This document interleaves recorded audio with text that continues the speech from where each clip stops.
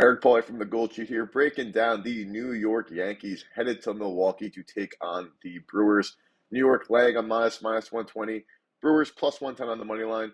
Over under 8.5. I have a premium best bet for you guys right now. We are on a 3-1 best bet streak. Our streak got snapped in the last video, but we're going to build a new one right now. And all of these picks and plays are powered by the Gold Sheet's free MLB stat sheet, daily breakdowns of pitcher-hitter matchups, bullpen notes, as well as Nerfy and Yerfy stats. I have the best bet for you in this one, so let's get right into it.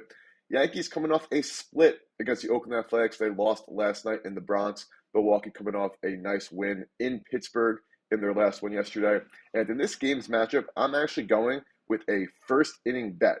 So we have Luis Gil going for the Yankees. If you're not familiar with Gil, he has electric stuff. When he's on, he has a .125 batting average against.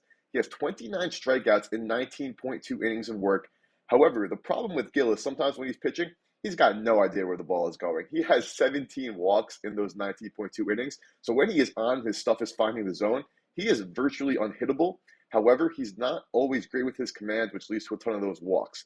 Still, very low FIP and XFIP against both sides of the dish. And the first two times he goes through a batting order, he has very, very good stats. He starts to unravel a little bit that third time through the order, as a lot of starting pitchers do, and he's also a younger guy. However, Gil, what he is on, is one of the toughest pitchers to hit so far in baseball this season. Other end, you got Colin Rea going for the Brew Crew. He's off to a relatively good start. He had a good outing in his last one.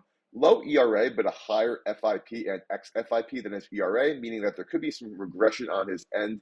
He's doing better against lefties than righties, and also when pitching at home, which for, again, a right-handed pitcher, you'd expect lefties to have more success, but he's doing a little bit better there.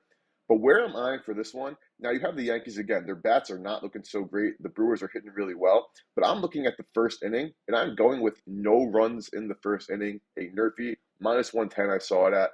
This New York Yankees lineup, yes, you got Volpe, Soto, Judge, and Stanton at that top four. However, this team is averaging just .46 runs per the first inning, and these numbers are relatively inflated, as I did have a couple good first innings against the Athletics. But on the road this season, the Yankees are averaging just .15 runs in the first frame. Now, on the other hand, the Brewers, one of the top teams in the first inning, scoring .63 runs in that first frame. However, Luis Gil, like we were mentioning earlier, when he is not walking batters and he is on, his stuff is virtually unhittable. Now, we could get a version of Gil who's walking a ton of batters, and that could be a deterrent to this Nerfy. But the Brew Crew are pretty easy to strike out. They're got better than they were last year, but they're still not a great non-K rate team. And if Luis Gil is not walking batters and he's converting strikeouts, it should be an easy 1-2-3 for Gil. So minus 110 Nerfy is the best bet. A reminder, head on over to WagerTalk.com, wt.buzz/TGS for premium picks and packages. And if you're looking for the free MLB daily stat sheet, that's over on WagerTalk.com. Free breakdowns to help you handicap the MLB slate yourself. I'm Eric Pauly from the Gold Sheet. Let's start a new streak, and I'll see you guys next time.